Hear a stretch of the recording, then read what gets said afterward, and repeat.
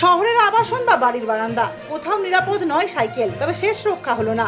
CCTV footage আর পুলিশের তৎপরতায় অবশেষে শিঘরে কুখ্যাত সাইকেল চোর দয়াল হরিদাস দুর্গাপুরের সিটি সেন্টার ফাঁড়ির পুলিশের জালে ধরা পড়ল এই দাগি চোর। উদ্ধার হয়েছে 6টি চোরাই সাইকেল।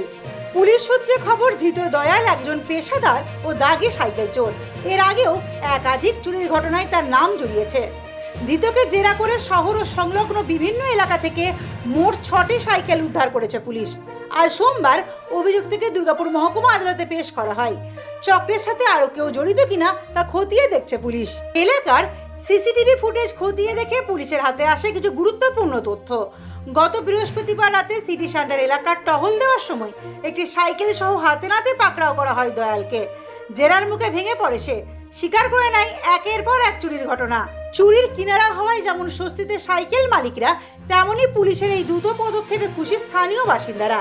তবে সাইকেল বা ব্যক্তিগত সম্পত্তি রক্ষায় সাধারণ মানুষকে আরও সচেতন হবার পরামর্শ দিচ্ছেন প্রশাসন।